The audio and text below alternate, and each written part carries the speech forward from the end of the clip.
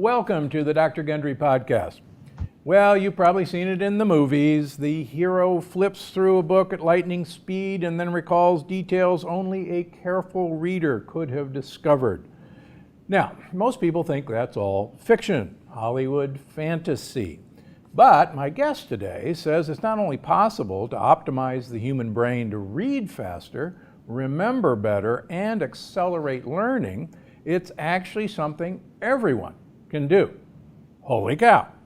So Jim Kwik is the world-renowned brain and memory coach, consulted by Fortune 500 companies, billionaire CEOs, celebrities, and even Harvard University. He's also the CEO of Kwik Learning, the host of the Kwik Brain podcast, now the New York Times best-selling author of Limitless.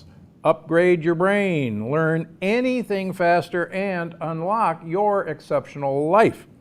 So on today's episode, Jim and I are going to talk about what makes a better brain, how technology may actually be holding back our minds, and Jim's number one technique for learning more effectively today. So Jim, it's so exciting to have you on the podcast. Thanks for being here. This is great. Dr. Gundry, it's a real pleasure, and thank you everybody who's tuning in for this brainy conversation. All right. So I know everybody knows you, but there might be one human being listening who is not familiar with you or your work. Tell me a little bit about your story. I really enjoyed reading about it. How did you become so obsessed with optimized learning? Well, my inspiration really was my desperation. When people see me on stages do these memory feats where I'll memorize 50 people's names in an audience, or 100 numbers or 100 words randomly, get selected in an audience forwards and backwards. I always tell people I don't do this to impress you. I do this more to express to you what's possible, because the truth is, every single person who's listening could do that and even more. And I know that's a very big claim, yet we just weren't taught how to do that. School is a wonderful place to learn what to learn, math, history, science, Spanish, but there weren't a lot of classes on how to learn those things, how to focus, how to remember. And I know this is possible because my mess became my message. I grew up with some severe learning challenges. When I was 5 years old in kindergarten, I had a very bad fall in class. I was rushed to the emergency room, traumatic brain injury. Since I had actually 3 of them before the age of 12. I had very slow processing issues. Teachers would repeat themselves numerous times. I would pretend to understand, but I didn't really understand. After my accident, my parents said I was not quite the same, whereas before I was very energized and very curious. Playful. I became very shut down. I had poor focus, poor memory. It took me an extra few years just to learn how to read. I remember a defining moment when I was 9 years old. I was really struggling in class, holding the rest of the students back, didn't understand the lessons, and I was being teased for it, almost borderline bullied. And a teacher came to my defense and said, "That's the boy with the broken brain." I think she had good intentions, meaning I had some challenges that she was pointing out, but all I remembered was that phrase, broken brain. And, adults have to be very careful with their external words because they become a student's internal words. So every single time I did badly on an exam, which was all the time, every time I wasn't picked for sports, which was all the time, I would always say, "Oh, it's because I had the broken brain." So that label became my limit, and I struggled all through school, elementary school, middle school, junior high, and high school. And eventually, around age 18, I hit a wall. I just couldn't work any harder, and I ended up being hospitalized because I was just living in the library and passed out, and I fell down a flight of stairs, hit my head again, and I just thought I thought I died. I was wasting away, and I just started to put my mind towards another way, and I started to study this idea of meta learning how to learn. I started studying ancient mnemonics, memory tools and techniques, speed reading. I wanted to understand how the brain works so I could work my brain better. I wanted to understand how my memory works so I could work my memory better.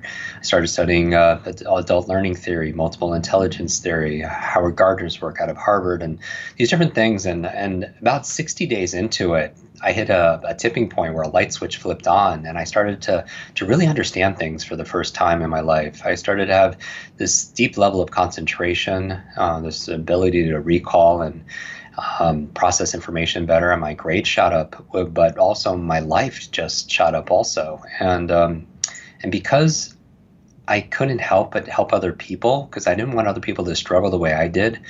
I remember I got to work with a tutor, a young student. She was a freshman in college, and she read 30 books in 30 days. And I wanted to find out not how. I taught her how to read and understand those books, but I wanted to know why. And I found out her mother was actually diagnosed with terminal cancer, was only given a couple of months to live, and the books she was reading were books to save her mom's life, and books on health and wellness and diet, and she ended up doing so. And when I found that out, months later, it just ignited a spark in me. I realized that if knowledge is power, then learning is our superpower, and it's a superpower we all have inside of us. It's just we weren't necessarily shown how. And so I dedicated my life, this was over 28 years ago, every single day since then, to help people to unlock the genius that they have inside of them, to show people how to have a better brain so they could have a brighter life. So let's go back for a second. So you're spending 60 days deciphering all this wisdom, if you will, and then something clicked.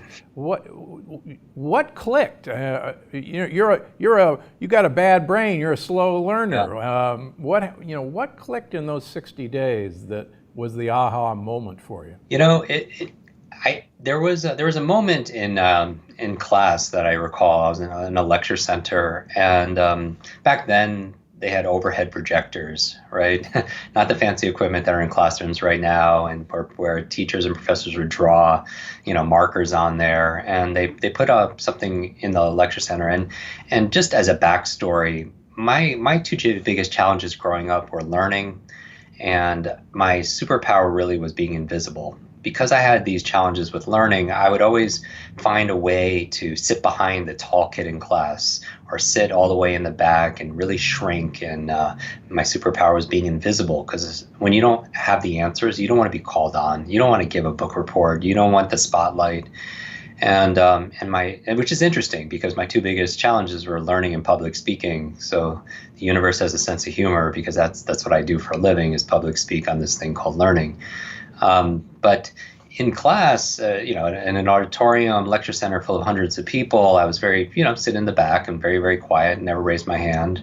But they put on something on the overhead, and, I started laughing out loud, and I would never do that. I would never emote. I was very introverted, but beyond introverted, I was very shy. And I started laughing, and everyone turned around to look at me. And I became self-conscious, because it was just a knee-jerk reaction. And then about 10 or 15 seconds into it, other people started to laugh, and there was this wave of laughter because of what was what I had read on the overhead faster than other people in the class. And now that's where I realized that things were clicking. But it wasn't over those 60 days. I was learning studying technique, note-taking techniques, like memory tools to be able to. So it was a gradual change. But I shifted my focus. I found out that school is a wonderful place to learn what to learn: math, history, science, Spanish. But there weren't a lot of classes on how to learn those things, how to focus, how to study it, how to read it better, how to critically think, how to remember. They teach you 3 R's in school: writing, reading, arithmetic. Spelling obviously is not one of those R's. But what about remembering? What about retention? What about recall? Socrates said learning is remembering. And so I started studying those things, and because I wasn't making much progress with my traditional studies, but after I sharpened the saw and learned how to learn, then I went back to my studies, and it was a totally different experience. And I think the big gap in schools, and it's not a slight against teachers. Teachers are some of the most committed, compassionate, caring individuals out there. They're maybe not compensated as well as they maybe should be. My mother became a school teacher to help me with my learning difficulties. It's just the system hasn't changed, much like a lot of systems haven't evolved as much. We live in an age of autonomous electric cars. We have rockets that are going to Mars. But sometimes when it comes to traditional education, it's more like a horse and carriage, and it hasn't advanced as much as the world has advanced. And so my mission is to be able to fill in those gaps. I feel like more people upgrade their phones and their apps on their phones than they do the most important technology, which is their mind. And so I wrote Limitless as an owner's manual for our brain to be able to learn and be able to accomplish the things that are important to us. Okay, so in the book, you talk about having a better brain. Mm-hmm. So, I mean, come on, how do I get one? I just got it. Help me through that. What the heck? How do you get a better brain? So, I mean, part of it is this software. So I teach people in the half of the book is on methodology, how to read faster, how to remember names, how to be able to focus and concentrate, do those things. But then also it's the hardware, taking care of the hardware. And so, when I do lectures at places like the Cleveland Clinic or institutions working with doctors or caregivers or researchers or patients themselves, we find that we could have a considerable impact, that certain things aren't fixed. Like our memory is not fixed like our shoe size. And in the book, I kind of dissolve some of the prominent lies, if you will, when it comes to learning. And a lie for me stands for a limited idea entertained. Like one of those lies would be that genius is born, when I make a case that genius is actually built. That if somebody is extraordinary in a certain area, it comes through training, it could come through discipline and effort and using the right strategies. And part of that is just maintaining optimal, brain health. And so things that we focus on and that we talk about in the book about how to have a better brain, things that are just common sense but not often common practice, things like a good brain diet. Eating those foods that are good for your brain, because I do believe we are what we eat. And you write a lot about this, in depth, and the foods that are harmful also as well to our brain. Things like also optimizing our sleep. We know, especially for our brains, if people have long-term memory issues, I would check your sleep, because I didn't realize this until 10 years ago when I had my first sleep study, but I was averaging only a couple hours of sleep a night. And about 10 years ago, after an overnight sleep study in a clinic, I was diagnosed with severe sleep apnea, where I stopped breathing over 200 and almost 20 times a night, and each episode was more than 10 seconds. And the doctor at UCLA was saying, like, no wonder you're not sleeping. It's like somebody coming in every night with putting a pillow over your face 200 times. And I had this obstructive apnea. And so sleep, though, can interfere with your long-term memory. When we're consolidating short to long-term memory, it could have an effect on, when you're sleeping, you could potentially clean out the beta amyloid plaque that could lead to brain aging challenges. I'm very passionate about that, because I lost my grandmother when I was going through my broken brain phase in elementary school. I lost my grandmother to Alzheimer's, and so we're donating actually 100% of the proceeds of the book to build schools for children in need, for schools, teachers, school books, healthcare, clean water, and also Alzheimer's research, especially women's Alzheimer's, because of in memory of my grandmother, where females are twice as likely to experience Alzheimer's as men. And so, but going back to sleep, that's kind of like when the sewage system kind of kicks in when we're sleeping, and also dreaming. Also, getting good sleep is important for dreaming, meaning that we find that it's a myth that your brain shuts off at night. In some ways, it's more active. And what is it doing? It's not only consolidating short to long-term memory and integrating, but it's through, we'll probably spend about 20 years of our life sleeping, maybe 3 to 5 years dreaming. And some people might know this, but amazing inventions and works of art and literature came from dream states. Mary Shelley came up with Frankenstein in her dream. Paul McCartney came up with the song Yesterday in his dream. A chemist came up with the framework of the periodic table in his dream. And so what are we dreaming about? So I have processes for remembering our dreams and doing those things. But good brain diet, Sleep, stress management. We know that chronic stress has the potential of actually shrinking our brains. And not only that, but the chronic fear that's going on with everything in the world, chronic fear actually makes us more susceptible and compromises our immune system, susceptible to colds, to flus, to viruses, whole area of science, psychoneuroimmunology. And I think it's very important for people to stay on guard to what's going in their brain, in their mind, because there's an algorithm, just like there's an algorithm to social media. If you engage with if you're going on Instagram and engaging with all the cat posts, watching all the cat videos, commenting all the cat videos, sharing all the cat videos, then Instagram shows you a whole lot more cats, right? And you feel like your whole feed is cats because it's giving you what you're engaging with. I find that metaphor is the same with our mind, that our mind has an algorithm. And if we're always just focusing on what's dark and scary and threatening, which, our minds are being hijacked by the media, because you have to, as a survival mechanism, pay attention to what could be threatening to you. But if people are overindulging in what's dark, primarily our brains are deletion devices, meaning that at any given time we could be paying attention to a billion stimuli, and we can't let all that in. It would be way too much overload. So primarily we're deleting and generalizing, keeping information out, and what do we let in is the things that we're engaging with. That part of our reticular activating system, we're activating our focus on the things that we care about. And if we just start engaging with all that darkness, then just like that algorithm with cats, we just start seeing more of that darkness. The challenge is we have a finite conscious mind. According to George Miller at Harvard, 7 plus or minus 2 bits of conscious information. And if you're paying attention to all that's threatening, then you don't have bandwidth to pay attention to opportunity, to gratitude, what you can be grateful to possibility. And so control that input and have stress management coping tools, whether it's meditation, whatever people subscribe to. And so those are just a handful of things. We talk about brain nutrients because, the brain while it's 2% of our body mass, it requires approximately 20% of the nutrients. And there's an area of study I mentioned in the book called about neuronutrition. Potentially the brain has slightly different requirements than the rest of the body. And so are we supplementing in things like omega-3s, DHA?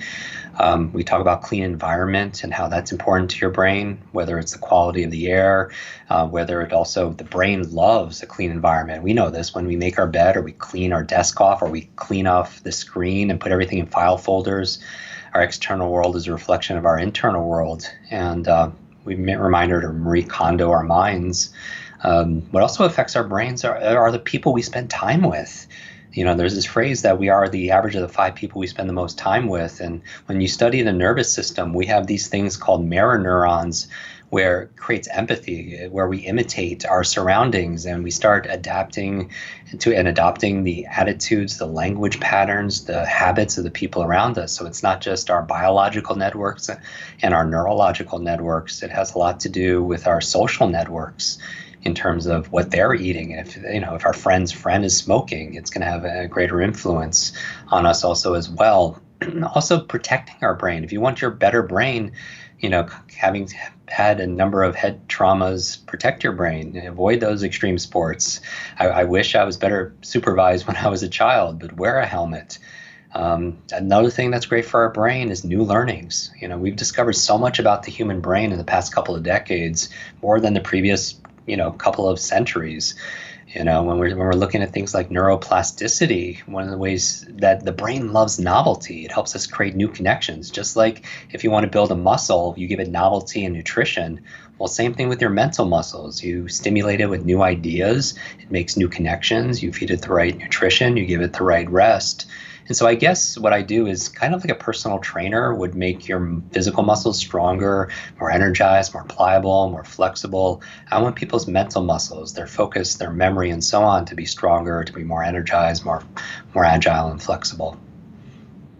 So in the book, you talk about the 3 M's. Yes. Help me with the 3 M's. Oh, I love this. This is really the heart of the book. The last M are the methodologies. And it's interesting. You've gone through this process repeatedly. This is my first book. in 28 years of teaching. And when I first wrote it, the first draft, it was 100% on the last M, which are methods. It was purely a self-help book on how to do these things, how to read faster, how to remember what you read, how to give a TED talk, from recall, how to critically think, and all these, how to focus. And before I hit send to my publisher, I asked myself this question because I was nervous about it. I was like, I've waited 3 decades to put this out there. And I said, will 100% of the people who read this book, who read this book, get results? And my honest answer was no. And that was kind of like a coming to, looking in the mirror and just be honest with myself. I was like, no, because a lot of people know what to do. They know the methods, but they don't do what they know. And I realized that I had to incorporate the successes I've had over the past 3 decades, with programs in over 195 countries and our own podcast with tens of millions of downloads. I get this feedback that it's not just methodology. There's 2 M's that have to come before that. And there are these 3 M's, and I call it the limitless model. So to make this interactive, we can make actually this a masterclass for everyone who's listening.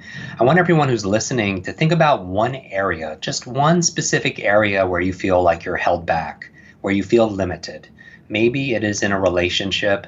Maybe it's in your personal health and well-being. Maybe it's in your income. Maybe it's in your impact. Maybe you feel limited in your learning. You just your memory, or you feel like you're slow in some area and you're not making progress.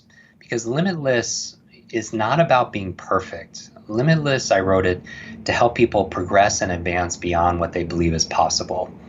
And so it starts with the limitless model, because if you feel like you're in a box in some area, and I think most people could identify with an area of their life where it's not their desired state, that box is 3-dimensional, right, by definition.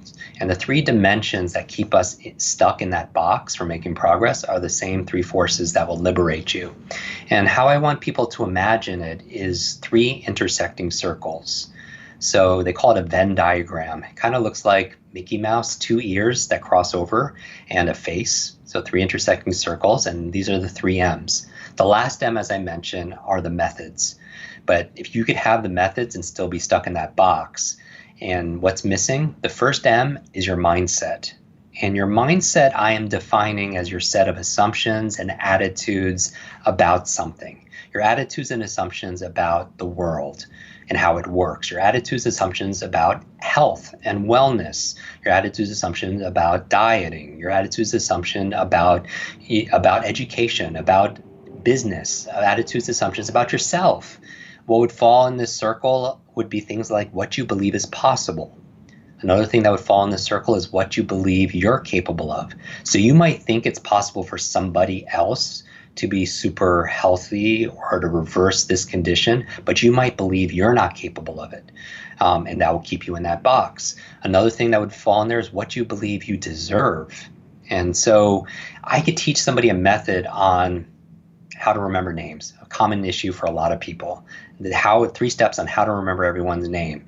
But if their mindset is, I'm not smart enough, or I have a horrible memory, they're still going to be stuck in that box, because all behavior is belief driven. And people come to me all the time, they say, Jim, I'm just getting too old, or I'm not smart enough. And I say, stop. If you fight for your limits, you get to keep them.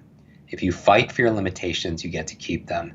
And we always have to monitor our self-talk, because our brains are like supercomputers, and our self-talk is the program it will run. So if you tell yourself you're not good at remembering people's names, you won't remember the name of the next person you meet, because you program your supercomputer not to. So that's our mindset. Now, the second M, you could have a limitless mindset and believe everything is possible, you're capable of it. You even deserve to be healthy, or you deserve to make that money, or you deserve to have a great memory.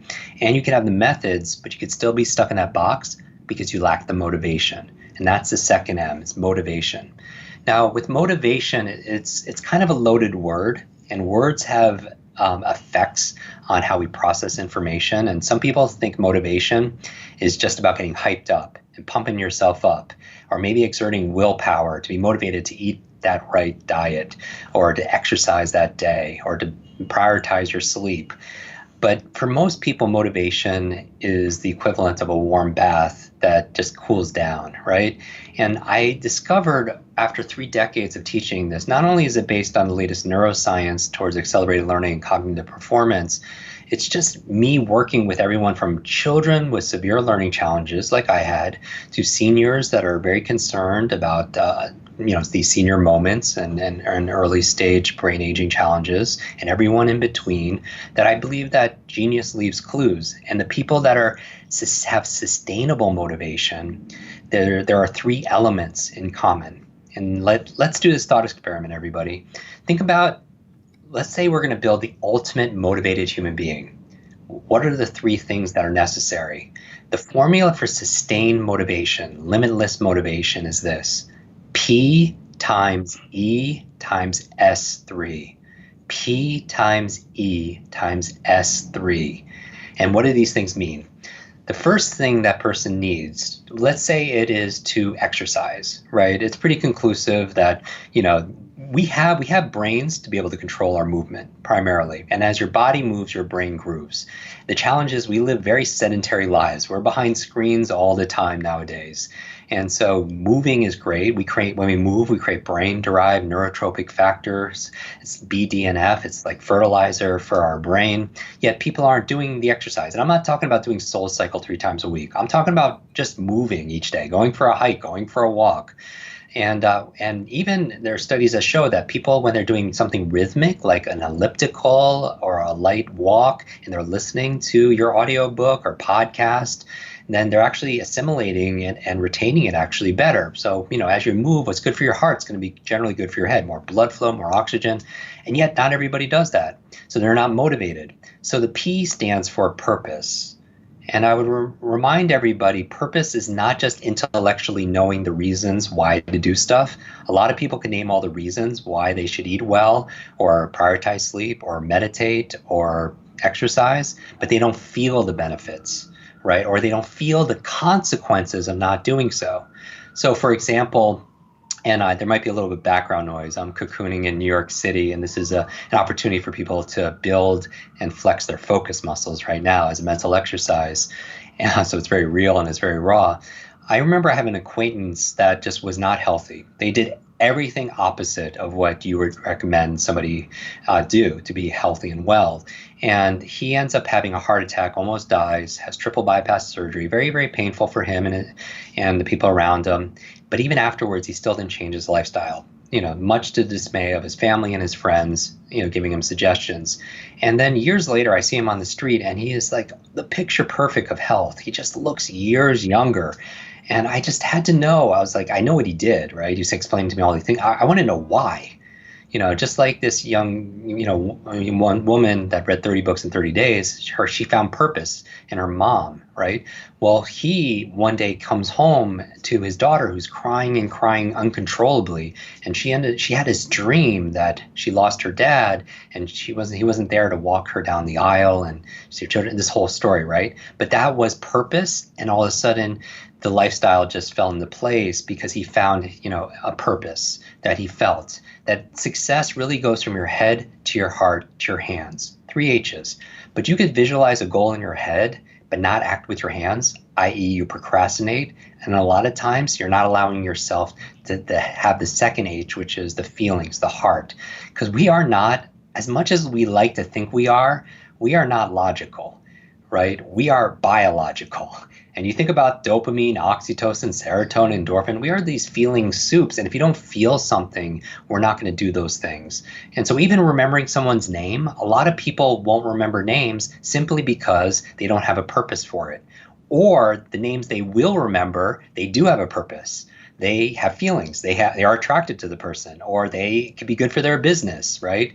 So the key to a long-term memory is this: information by itself is forgettable, but information combined with emotion becomes unforgettable, right? So we don't remember the periodic table, most people back in high school, because the state that they learned it in was that of boredom.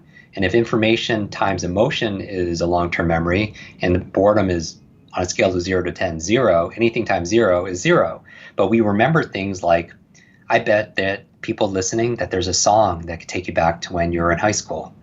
or a fragrance or a food that they can take you back to when you're a child, because that's where you take something that's ordinary and make it extraordinary using those feelings.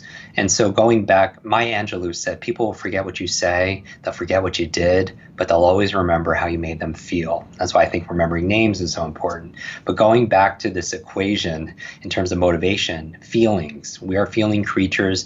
First thing, in order to be motivated, tap into that feeling of what the benefits that will come from doing this activity, or the consequences that you'll pay for not doing it. And if you don't feel it, you won't sustain that motivation. Now, the second part of that I said was that we're building this ultimate motivated human being. If someone just has a big enough purpose, will they always be motivated? And I said to myself, no, they could be missing the E in the equation, P times E times S3. The E stands for energy. Because somebody, going back to working out, it's universal. We know that exercise and movement is good for people. And yet you could have the purpose, but maybe you have a newborn child and you haven't slept in 3 days and you're just exhausted. You're not going to be very motivated to follow through and exercise, because the evidence that somebody is motivated is not what you say. It's not how you feel. It's not how your employees say they're motivated. It's not how your children say they feel. It's if they're doing the thing consistently. Motive for action. There's action that's there. Or let's say people want to read. I think that leaders are readers. When people do see me on Instagram and Facebook, photos with, Bill Gates and Oprah Winfrey and Elon Musk, we bonded over books, right? And I think it's so amazing that if someone like yourself has decades of experience and you put it into a book, I happen to have one of your books right here. Oh, bless your heart, The Longevity Paradox, he's holding up. Yes, but if you have decades of experience and you put it into a book, and one of your listeners could read that book in a handful of days, they could download decades into days. That's the biggest advantage people have. So it actually takes about 45 minutes a day for the average reader to finish one book a week. 52 books a year, where the average person only reads 2 or 3 or 4 books a year. Imagine reading 52 books a year. And because there's 64,000 words in the average book, and the average person reads about 200 words per minute. That means it takes about 320 minutes to get through a book, divided by 7 days in a week, about 45 minutes a day. But if somebody can't read 45 minutes a day, maybe it's because they ate a big meal full of just processed, it's just junk food. And that's not, junk and food don't really go together. There's junk and there's food. But they eat this meal and they're in a food coma, and they're not going to study. They're not going to be motivated to read that day because they lack the energy. And so that's why energy is so important. That's why in the book we talk about sleep and other things like energy vampires, mitigating stress, which takes a lot of energy. And then my mind said, okay, if somebody just has purpose, they feel it, and they have limitless energy, will they always follow through and be motivated? And I said, no, one more exception. If they're missing S3, 3 S's, small, simple steps. Often I find with working with clients, especially high achievers, they have a purpose of building this big vision, but it's so big, it's intimidating, and something that's confusing, people don't know what to do. And a confused mind, whether it's your patients or your potential customers, they don't do anything. And it's often what you need to do is break it down into small, simple steps. So as an example, maybe for someone who doesn't work out regularly, an hour a day of exercise is just too much. It's too intimidating. A small, simple step is putting on your running shoes. Maybe reading 45 minutes a day for somebody who doesn't read 45 minutes in a month is too intimidating. Maybe a small, simple step is opening up the book or reading one line. Right? And so how do you find your small, simple step? Simple question. What is the tiniest action you could take that will give you progress towards this goal where you can't fail? What is the tiniest action you could take right now to give you progress towards this goal where you can't fail? Because it requires very little energy and very little effort. So that's my formula, my limitless formula for motivation: purpose, energy, and small, simple steps. And then finally, you have mindset, motivation. The third M, as we mentioned, are the methods. Now, here's the aha for a lot of people. The methods are speed reading focused, but it could be methods for being healthy, methods for marketing. You have to upgrade those methods for our current time, based on the current research. And here's the thing. When you're looking at this Venn diagram, there are 3 M's, but there are also 3 I's. And the 3 I's are the intersecting points of these M's, where mindset and motivation cross over. That shared space is inspiration. Now you have mindset experts, you have mindset books, a great book by Dr. Carol Dweck called Mindset. You have motivational speakers, motivational books. Where they cross over, you have inspiration, and you have inspiring speakers, inspiring books, inspiring movies. What does an inspiring movie do? It changes your mindset of what's possible, and it gives you some energy and some drive, but you're inspired, but you lack the methods. You don't know what to do. So an inspiring speaker will inspire you, but like, what do I eat now? Or how do I move? Or how do I do my sleep? They want to be there with the methods. Now, the second I is where mindset and methods cross over, where mindset, you believe everything is possible in your mind, and methods, you know exactly what to do based on latest research, the processes. That shared space is ideation, because it just stays an idea, because what's missing? The motivation to do anything. So you're still stuck in that box. And then finally, where motivation and methods cross over, you have implementation. Somebody is motivated, they have purpose, they feel it, they have limitless energy. They broke things down to small, simple steps. They know the actual full strategy and processes to be well, and or to learn faster or to build their business. But they could still be stuck in that box while they're implementing, because they're only going to be able to achieve what their mindset allows them to, what they believe is possible, but they believe they're capable of, or even what they believe they deserve. Maybe they don't think they deserve to be healthy or deserve to be in that relationship. And so the fourth I, where all three I's and all three M's converge right in the middle, the fourth I is integration. Integration, like integer or integral, means you're whole.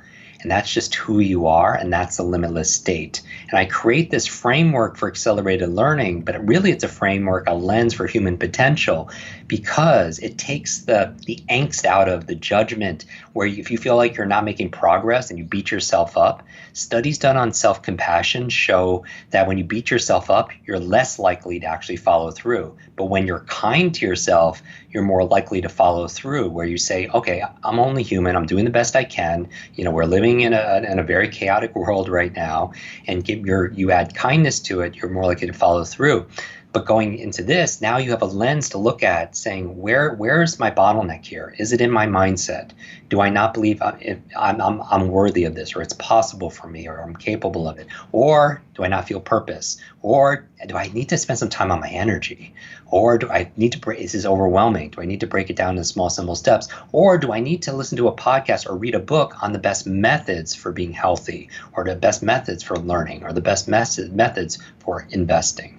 And so that's why I created this framework to be an explanatory schema for why we get stuck. And also, because then you could pinpoint the area that it limits you, because Limitless is about redrawing the borders and boundaries of really what's possible.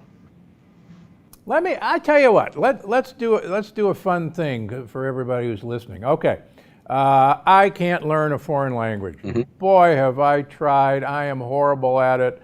I spend a lot of time normally traveling to foreign countries and do interact with lots of people, would love to speak fluent French like my wife, would love to speak fluent Italian. I've gotten the books on tape, I listen to it in the car, and then I go to put it into practice, and it's just an unmitigated disaster. Now, part of my excuse is I've told myself from day one I can't learn a foreign language, and my wife speaks fluent French, and so every time we're in France, I may start speaking, and of course, fracture it, and the waiter glares at you, and my wife says, "Hey, shut up, I'll take over." And okay, help me out. All the listeners want to know, how am I going to learn French? Right. And so language is interesting, because the largest chapter in the book is the chapter on memory. I wrote it in Greece. I found out that the goddess of memory, her children were the 9 muses of art, literature, and science. And so we know the power of that. And so if someone wants to learn another language, there are a number of methods that you could use outside of just rote repetition, because that's how most people study. In medical school or whatever people made their focus, they would just do rote repetition and force that information in, repeat it over and over again. And in physics, just like there are these variables: frequency, duration, and intensity. And think about that for working out your body. You could go to the gym many times frequently, or do many reps frequency, or intent, or you could do duration. You can spend more time in that workout, Zumba class, or more time in that Pilates class, or more time on that treadmill. Or you could do something so intense that you get results also. Same thing with marketing. It could be frequency of sales calls, frequency of ads, or longer duration ads, or something so intense it creates a change. And so same thing with our memories. And when it comes to memory is often, I teach people in the book that memory is as easy as pi, P-I-E. And these are the three elements I focus on when you want to enhance your memory. And the P stands for place, where we realize that the ancient Greeks, because I didn't just want to study the latest neuroscience applied to memory, I wanted to know what ancient cultures did before there were printing presses. And I found out that Simonides, an ancient a poet and orator, he gave a talk, and afterwards he left the building. Something tragic happened. The building collapsed, and he was the only lone survivor. And because he was the lone survivor, he had the responsibility of helping family members identify their loved ones. And he was able to because he remembered where they were all sitting. And it's kind of human nature. As a hunter-gatherer, we didn't need to memorize 100-digit numbers. We need to remember where things were. Where's the fertile soil? Where's the clean water? Where's the enemy tribe? Where's the food? And that was our survival. So P is the place where we store information. The I in pi stands for imagine. And we remember things better that we could visualize in our mind. We are better, often people are better with faces than they are with names. You go to somebody and say, I remember your face, but I forgot your name. You never go to someone and say the opposite. You never go to someone and say, I remember your name, but I forgot your face. That wouldn't make a lot of sense. True, that's very true. Yep. But there's a proverb that says, what I hear, I forget. What I see, I remember. What I do, I understand. I heard the name, I forgot the name. I saw the face, I remember the face. And what I do, going back to practice, I understand, because practice makes progress. So visualizing helps you to remember. So that's the I, you imagine it. And the E in pi stands for entwine. Entwine. What does that mean? It means you put or associate two things together. Because ultimately, all learning is that. All learning is associating something you don't know to something you know. So you're associating a name to a face, or a word to its definition, or a foreign language to its translation, or a capital to its country. There's always two bits of information that you're associating. In this case, what you're entwining is the place and the image. And that's a simple formula for remembering faces, names and faces, and even languages. Let me give you an example. All right, so when we're talking about languages, one of the keys is beyond repetition and frequency is go for intensity. As you could see it and you could feel it and hear it, the more of your nervous system you use, the more intense it becomes, the more unforgettable it is. As an example, actually, let's do this. Okay, this will be interesting. I want people who are listening to do what I'm explaining right now. We'll take. I'll give a couple of French examples, but let's learn how to count to 10 in Japanese. All right, in 2 minutes. That's the promise. 2 minutes. Whoa. All right, count to 10 in Japanese. And most people say, oh, just repetition. Ichi, ni, san, shi, go, roku, shichi, hachi, kuju, and just repeat it 100 times till your mind gets bored and just gives up. Well, here, if we could see if there's a place and there's an image and we're associating it, we're going to remember it better. So maybe you could do this with me and just play along if you're listening or if you're watching this. So 1 and 2 is ichi, ni. So itch your knee right now. Scratch your knee. Itchy knee. Itchy knee. Got That's it. Itchy 1 knee. and 2. Itchy knee. 3 is san. San. It sounds to me like sun. So point to the light or san and say san. San. And 4 is she. So point to a female. A female or a photo of a female. Good. She. So that's okay. 1 through 4. Itchy, knee, sun, she. 5 and almost said female. Exactly. But your true memory knows the difference, right?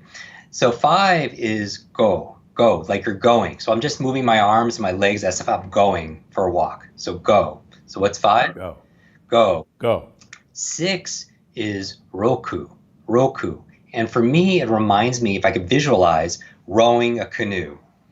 So imagine this, just kind of rowing a canoe. So again, ichi, ni, san, shi, and then you go, Roku. Roku. And that's 1 through 6. And then if you keep on going, 7 is actually shichi, and it sounds like I'm sitting, shichi. And then 8 is hachi, and it's a hot seat. So you're shichi, and then you stand up hachi. And finally, 9 is ku. What ku's? Like a baby. So you just move your arms around like you're holding a baby, ku. And then 10 is ju, like a jewel, like you're putting on a ring, a jewel, all right, jewel. And that's a simple way in 2 minutes to explain it. But what we're doing again is we're placing it, we're imagining it, and we're entwining it. An example of taking something like a foreign language. If you wanted to say, like real basic for people listening that don't speak French, if you wanted to say something like thank you in French, right? We know that it is merci. And now here's the thing. For people, most times they'll do a flashcard, right? They'll have the word and its translation on the other side. But if you use your imagination, sound it out like you're playing Pictionary, merci, like a mare seeing. What's a mare? A female horse.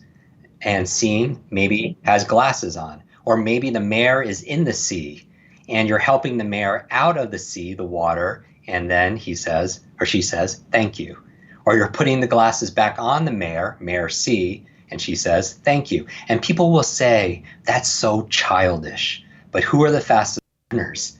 They're children, and they're so playful. They use their creativity. They use their imagination. When I say limitless, the limitless resource we have on planet Earth is human potential.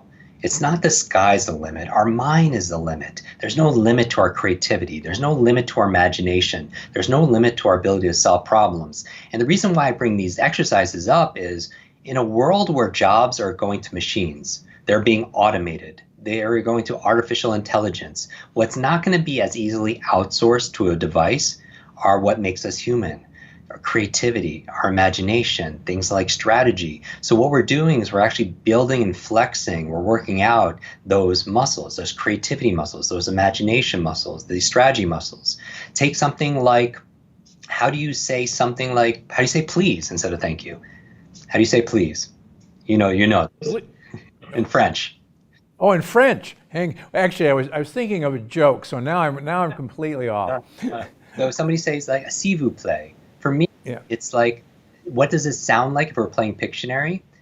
Silver plate. So imagine you build in please into a story, you're entwining it with a silver plate. And your true memory knows the difference. You just need a prompt to remind you, right? And then once, you see what people really need, especially with names, they need something to overcome what I call the 6-second syndrome. Somebody tells you their name and you have 6 seconds to do something with it, otherwise it's gone. And so when you pick a place on their face, like they have great head of hair, a great pair of glasses, and you find out, that's the place, P and pie, and the I is imagine. Maybe their name is David. And for me, I imagine a slingshot. Why? Because David and Goliath. And the E is entwine. And so what am I entwining? Their glasses with the slingshot. And I'm just imagining myself hitting them in the glasses with the slingshot. It's so ludicrous, would never ever happen in reality, but I'll never forget it. Because when I say goodbye to him 20 minutes later, what's his place? Oh, his glasses. What was I doing? Hitting with a slingshot. What's his name? David. And here's the thing, even when it doesn't work, it still works because it gets you to focus on the person and it gets you to focus on the name, right? And then even when it doesn't work, it still works. And when I know the person's name is David long term, then the picture disappears, just like the silver plate disappears, or the mare with the glasses. How do you ask, how are you in French? So if you want to say something like, let's say, comment allez-vous? So for me, comment allez-vous sounds like, come on to this alley, see this view. So I might imagine myself in France, I see the Eiffel Tower, and then I'm having a conversation with some meeting someone, asking them how they are, and then all of a sudden they say, come on to this alley, see this view. Because if you did the work and you studied it, it's comment allez-vous, but you need something to prompt you, just like that David and Goliath image. And then once you know what it is, your true memory, because what it does, it makes it so intense, you don't have to do the frequency and the duration. Now change it, and you want to learn it in Chinese. Take out the Eiffel Tower, put in the Great Wall of China. And you have, how are you? And it's ni hao ma, Nihoma, and I just think of like going up and saying, "How are you?" And someone's ma takes a garden hoe and then just hits me on the knee. And it sounds so silly and ludicrous, but remember, information combined with emotion, humor, violence becomes more memorable. And other ways we talk about in the book on how to do this, on how to study, we talk about the best music to have in the background, certain Baroque classical music, Vivaldi, Handel, harmonizes with the resting heartbeat, which helps you go into this alpha state, brainwave state, to help you learn content better, facts, figures, foreign languages. We talk about space review and retention, all different kinds of strategies to stack onto it to make learning not only fast, but enjoyable. Oh, but come on, Jim. I can just pull up my app on my iPhone and translate everything. I don't need your tricks. Come on. And here's the thing, Stephen, because I get this comment a lot. I train at Google and Facebook, and they're like, Jim, I don't have to remember this. I have a search engine. We organize the world's information. Here's my answer for this. I'll give you a couple of answers. Number one, our life, in the book, I have a quote from a French philosopher that says, life is the C between B and D. B is birth, D is death, C is choice. And we always make these choices. And part of the things is our life is a reflection of all the choices we've made up to this point of our existence, right? What are we going to eat? Where are we going to live? Who are we going to spend time with? What are we going to do for a living? All these things, right? But we can only make good decisions based on the information we know. And that presupposes we remember it. And so that's why memory is so important. But the other reason why, it's not just about mental intelligence, it's about mental fitness. There's these things that are happening like digital dementia, where we're outsourcing our memories to our smart devices, and it keeps our to-dos, it keeps our calendars, it keeps our phone.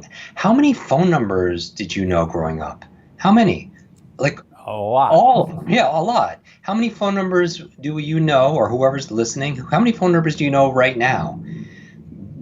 1, 2, 3, maybe, and there could be somebody you text and call every day, but if your battery is dead, you don't have your phone with you, you honestly don't know what their number is. And not that I want to memorize 200 numbers, right? I mean, I certainly could teach somebody how to do that, but we've lost the ability. It should be concerning we've lost the ability to remember one, or a PIN number, or a passcode, or a conversation we just had, or something we were going to say, or why we went to the store. We go to the store to buy one thing, we come back with 2 bags full of things, except for that one thing that we want, the absent after someone's name. And that's why I believe memory is a muscle.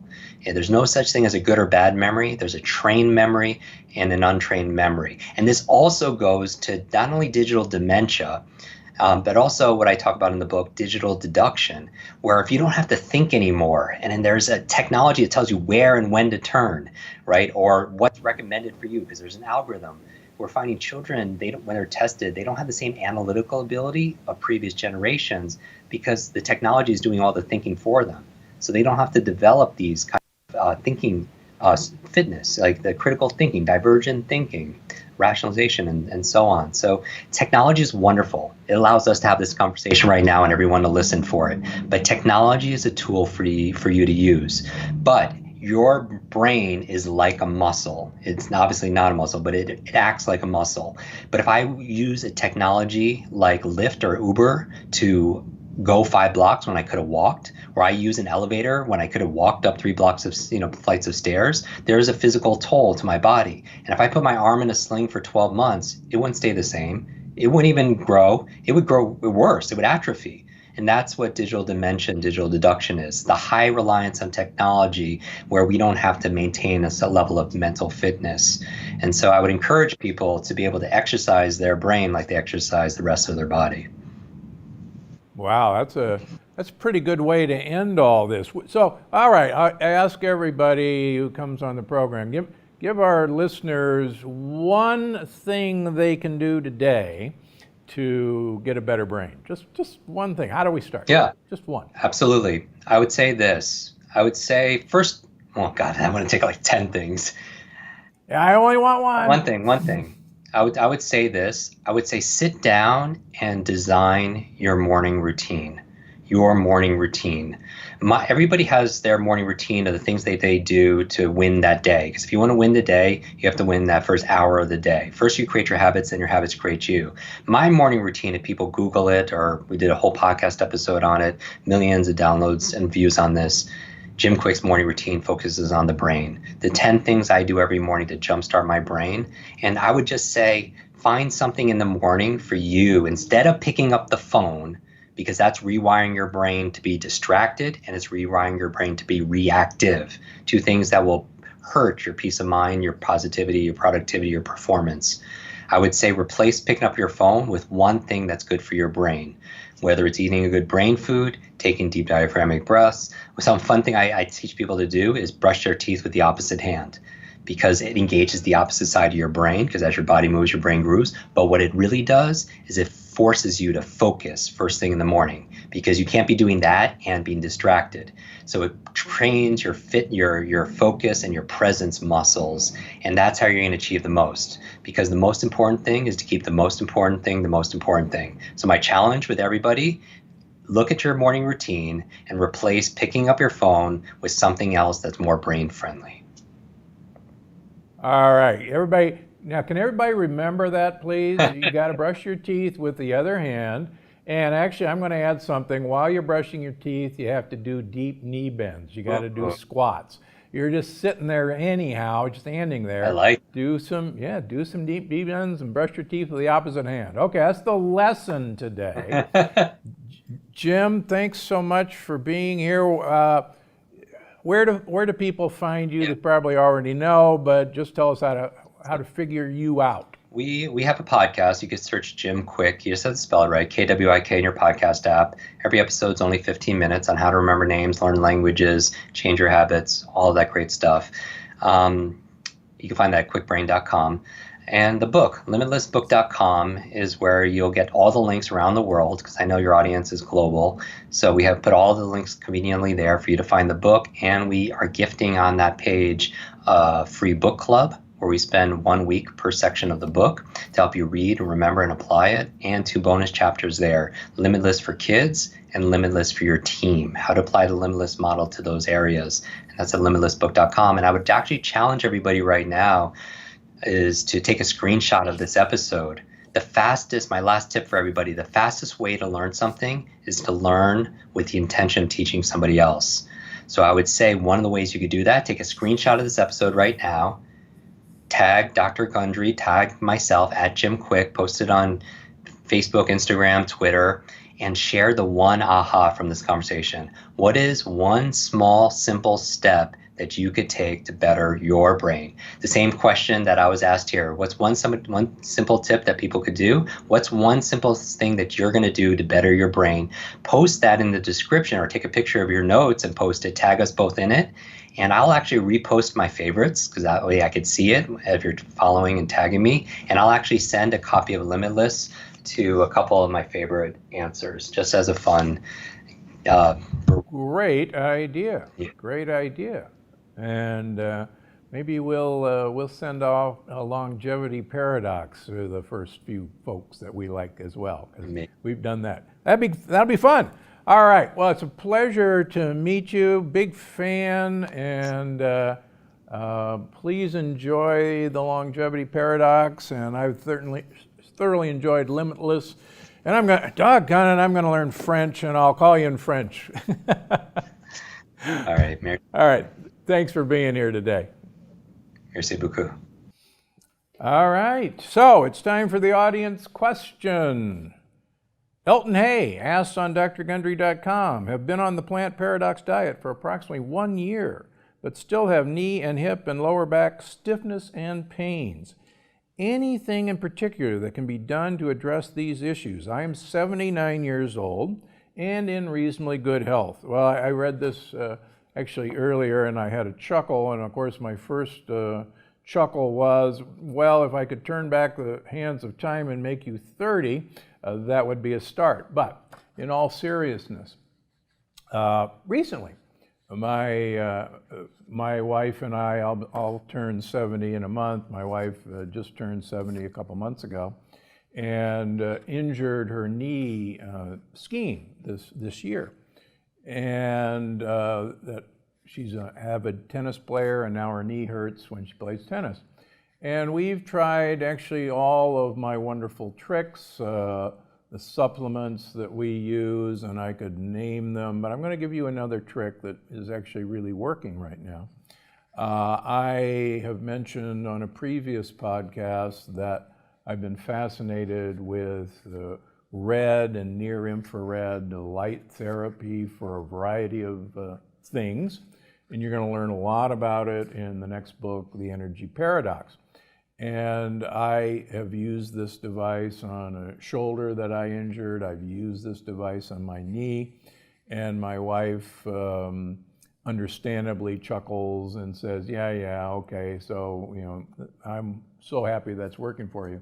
Well, she's been kind of frustrated, so for the last week and a half, I said, look, you got nothing to lose.